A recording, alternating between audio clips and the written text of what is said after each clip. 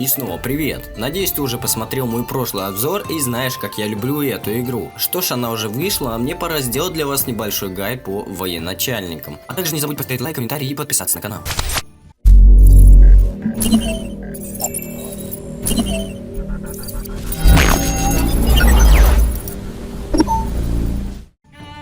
Что ж, Stronghold Warlords предлагает нам на этот раз сражаться не только самим, но и непосредственно различным военачальникам, замки которых разбросаны по глобальной или тактической карте. Изначально, на самом старте игры такие замки охраняются одной или несколькими группами солдат, вообще не представляющих какую-либо угрозу. Но после силового или дипломатического захвата такого замка, один раз в несколько минут вы можете требовать со своего захваченного военачальника поставки еды, ресурсов, солдат или приказывать отправить войска в нужную область, что он в принципе и сделает. Всего в игре существует 8 военачальников разного типа, об этом я тоже расскажу. Это тигр, журавль, буйвол, дракон, лошадь, мышь, кабан и черепаха. После подчинения себе любого из них для подписания соответствующей грамоты и типа того, вам понадобится потратить так называемые очки дипломатии. Теперь разберемся, что же представляют из себя эти военачальники.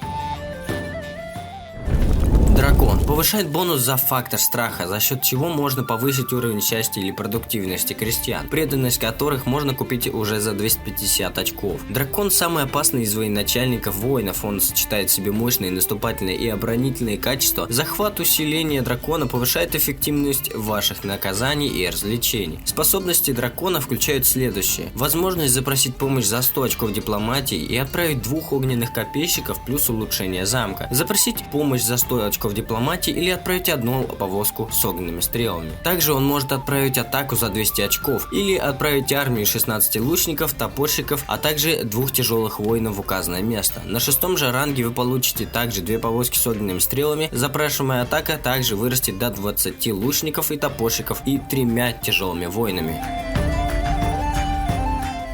Увеличивает скорость респауна конюшен, то есть вы сможете производить больше кавалерии. Преданность можно купить за 120 очков. Как уже понятно из названия, лошадь — это звук копыт, сопровождающий его каждый шаг. Военачальник лошадь не только может поставлять вам подкрепление в виде всадников, но его прямые атаки также эффективны для устрашения противников. Его усиление увеличивает скорость появления лошадей в ваших конюшнях, что очень даже хорошо. Способности лошади включают в себя помощь за 80 очков дипломатии. В этом случае вы получите 4 вспомогательных кавалеристов. Также запуск атаки за 150 очков дипломатии. В указанном месте будут отправлены 4 единицы конных лучников. Еще есть улучшение замка, а также запуск атаки за 300 очков дипломатии в указанное место, куда будут отправлены 3 имперских кавалериста. А на 6 ранге вторая запрашиваемая атака возрастает до 5 имперских кавалеристов.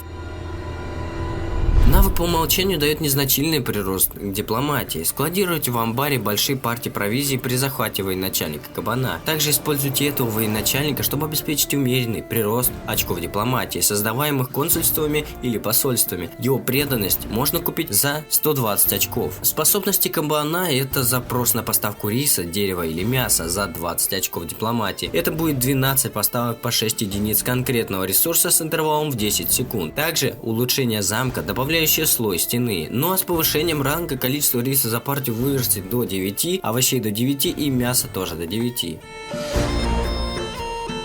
Буйвол же повышает производительность труда, благодаря чему пряжи с буйволами будут переносить больше товаров за раз. Преданность можно купить за 100 очков. При захвате военачальника буйвола он не только может подправлять вам партии древесины, камни и железа, но и, используя свои обширные знания, улучшит ваше собственное производство ресурсов. Способности буйволов могут следующее. Например, запрос на поставку древесины или камня за 20 очков дипломатии. Это недорого и будет приносить 12 партий по 2 камня с интервалом 10 секунд или 12 партий дерева по 7 дерева с тем же интервалом. Запрос на поставку железа за 20 очков — это если что 4 поставки по 3 железа с интервалом 30 секунд. Улучшение замка и увеличение количества любых ресурсов, которые вы получаете через запросы военачальников. Да, и если хотите больше таких роликов, то обязательно поставь лайк и подписывайся, а мы идем дальше.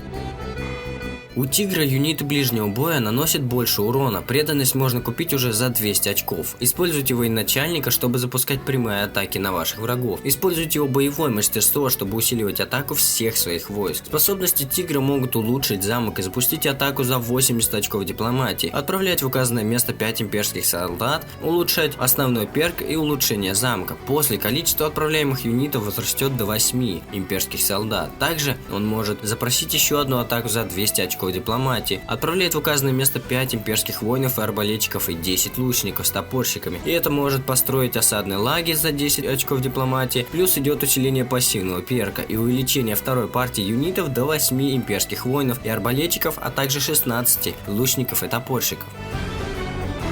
Журавль же повышает по умолчанию качество жилья. Хоть сам журавль не поставляет напрямую никаких товаров, он может повысить рост экономики за счет золота, дипломатии и повышения качества жилья. Это на самом деле очень важный военачальник в дипломатической борьбе. Способности журавля могут усилить дипломатию за 30 очков, 30 поставок и по 6 очков дипломатии с 10-секундным интервалом между каждой. Отправить золото за 20 очков, это 12 партий по 5 золота, улучшить замок за 40 очков, увеличить поставки золота до 7 и очков дипломатии до 9, а также отправить атаку уже за 50 очков. Да, и поставки увеличиваются до 10 золота за раз. Также можно отправить атаку 5 лучников в указанное место. Черепаха же это тот военачальник, который ориентирован на защиту, поскольку пассивный перк улучшает лишь качество башен, турелей и ворот, не добавляя новых более мощных способностей. Его можно купить опять же за 120 очков. Вообще черепаха это идеальный военачальник для удержания стратегически важных и значимых позиций, благодаря его прекрасно укрепленным замкам, которые можно заполнить любыми войсками. Способности черепахи велики и включают в себя лишь улучшение замка, после появится войско на стенах, каждый запрос на 40 очков дипломатии. На стенах появятся лучники и арбалетчики. На 2 и 6 рангах продолжится улучшение солдат на стенах и пассивного перка. Немного, но очень важно.